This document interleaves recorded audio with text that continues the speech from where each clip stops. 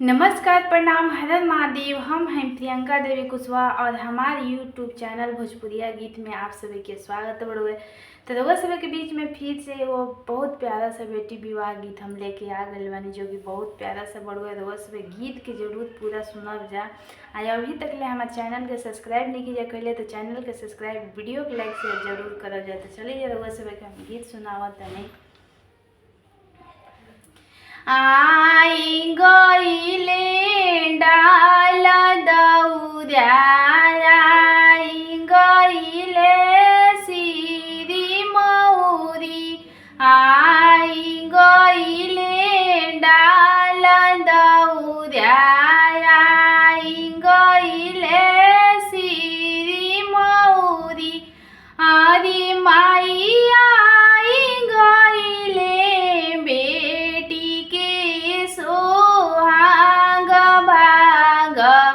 बेटी ले चौकावा बैठ, आदि माई आई गईले बेटी के सोहाग,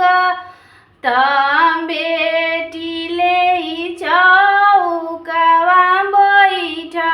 आई गईले डाल दौरा, आई गईले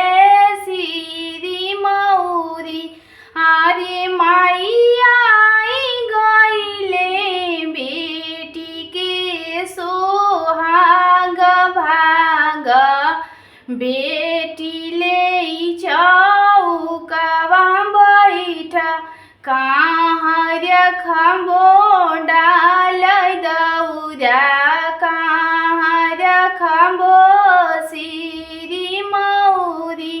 कहाँ रखबो डाल दौरा, कहाँ रखबो सिरी मौरी, आदि माई कहाँ रखबो बेटी के सोहाग बात, बेटी ले चौकावा बैठ, आदि माई कहाँ रखबो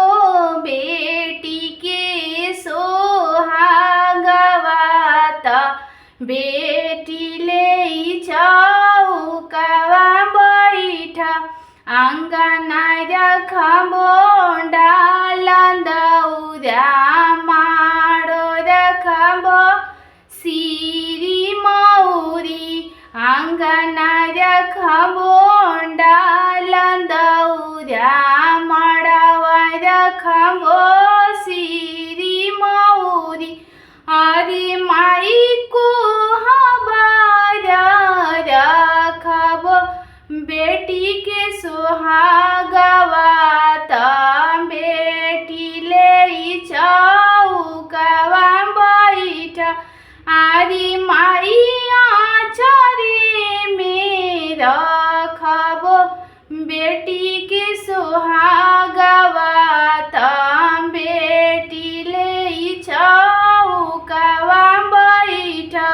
आई गईले डाल दौरा,